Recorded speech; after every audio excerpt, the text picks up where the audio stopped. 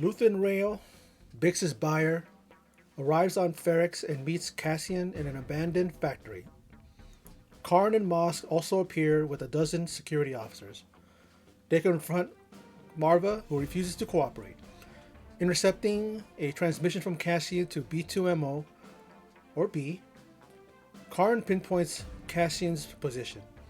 Cassian wants to sell the Starpath unit and leave Ferrex. However, Luthen tries to persuade him to join the Rebel Alliance. Citing Cassian's repeated success at stealing from and sabotaging Imperial ships. When Karn's officers raid the factory, the two men escape to a speeder hangar and subdue Karn.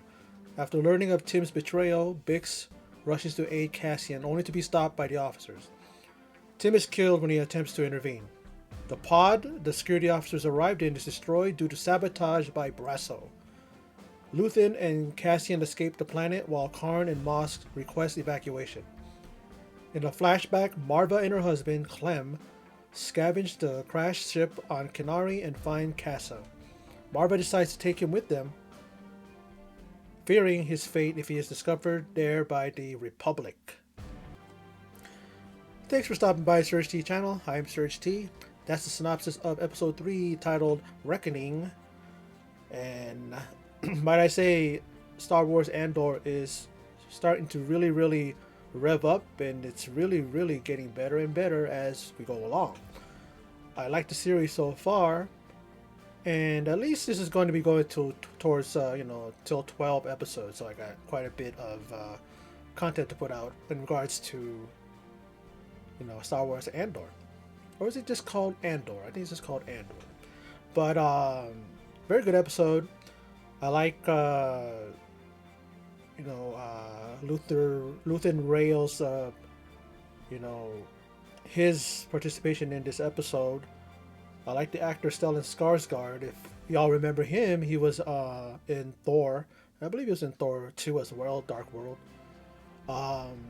Very good actor, very distinguished actor, a very good body of work from him, and I really enjoyed him in here. And I like his presence and the way he just comes off as someone who kind of looks like he's a guy who's a seasoned, salty veteran of the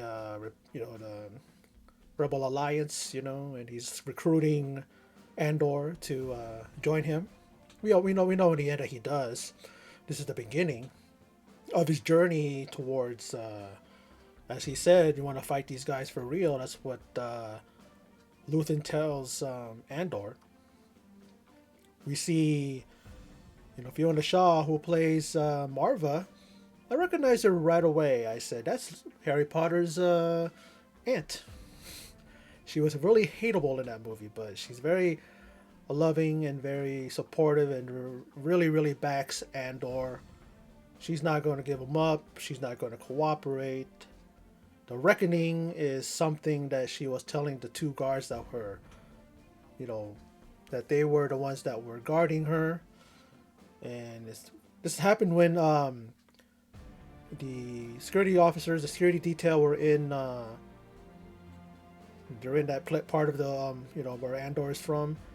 And they start clanging on these metal bells, or what do you want to call those.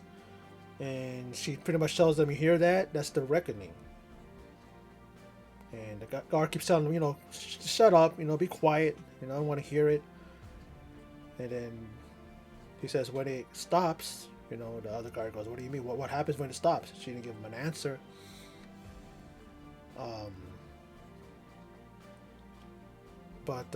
Fiona Shaw, she was also in Three Men and a Baby, or was that Three Men and a Baby, or was it Three Men and a Little Lady? I think she was in both those films, but I know that she was in that film, or it was a couple of films, whatever. But she's someone who, you could recognize her right away. I like doing that. I like that when I watch a TV show or movie and I see someone that I know from long ago, I could recognize them. I'm like, oh no, I know who that is. So immediately when I saw her, I go, yeah, that's the Harry Potter's aunt. Of course, she comes from one of my favorite franchises, Harry Potter. I love the films, all of them. All of them are great. The series got better and better as it went along. Those movies and like that. But this was a good episode. Like I said, I like the banter and the back and forth between Luthen and Andor. He's not sure who he is. He doesn't want to give up the Starpath unit. Doesn't know who he is. Like, who are you? Oh, I know you. He even talks about how his dad, Andor's dad, was hanged in the town square, or however you want to say it, and so he knows a lot about him. I don't know. Maybe he works alongside his father. I'm not sure. I don't know if his father is the one who was, Marva's husband. I guess they probably adopted him, and that's who he knows as his father. I don't know. Or maybe he's talking about back in Canary. Maybe that's what he's talking about. But who knows? As we go along in this series, we'll probably see that, and we'll see if that is the case. These guys really messed up. The security guys. Yeah, they thought they had him. They thought they had the drop on him.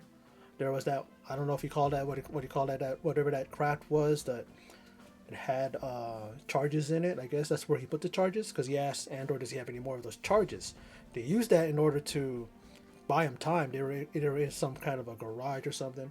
Those guys were at the door and set them off, and all these things started coming down, swinging down, these heavy metal type of things, And they were dropping, they were like scooping up guys and throwing them, and then Andor's trying to get the Starpath unit. And he kept dodging them and all like that, Luthen's telling them, leave it behind. Leave it behind, don't worry about that. Come on, let's go.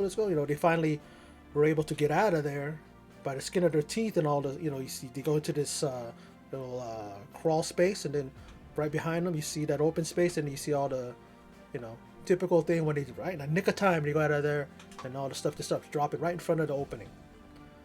So they got ambushed, they got the bested, they sent that decoy. It was like a decoy craft that they sent out there. They thought they were in it. They were able to subdue it, stop it, and Mosk was like smiling.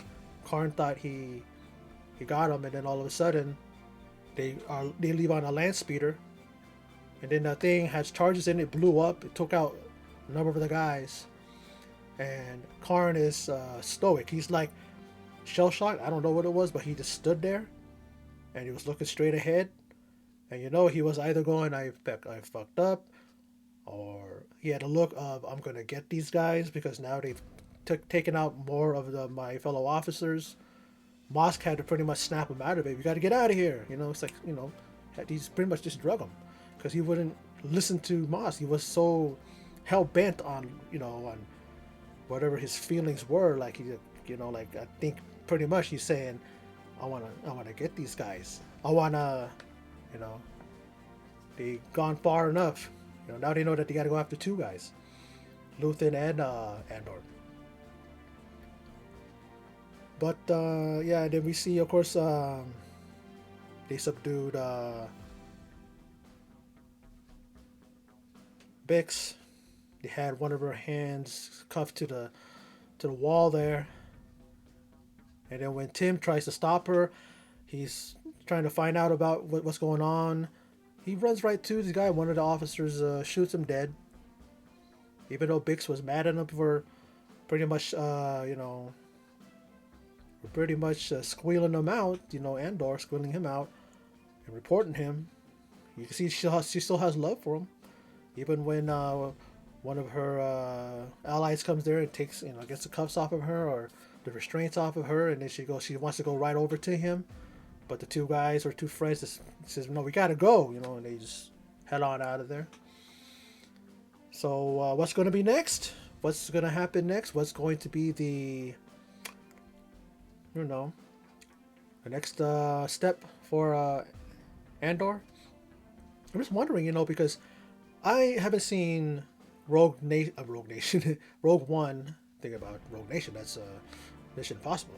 But Rogue One, I haven't seen in a long time. I was wondering where, if I could remember, where was he? What point of his life? Where was he? What was he there? I mean, I know he was with the Rebel Alliance, but was he still running from, the law? Was he still a wanted person? I mean, I'm trying to remember. It's been a while since I saw the movie.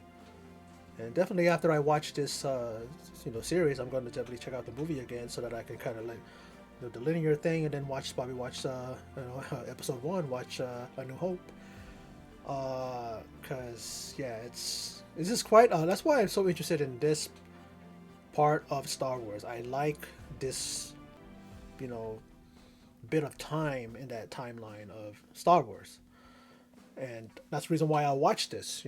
Some of the things that are about like Bad Batch and all these other things, it doesn't interest me. Clone Wars, the animated thing. I know it's one of the greatest animated movie, shows out there, and people live and die by it. They always talk about how great it is, but that doesn't interest me. I know it's a part of Star Wars. I know it's part of the lore and a part of the a timeline where it connects to certain things, but I only watch what I'm interested in.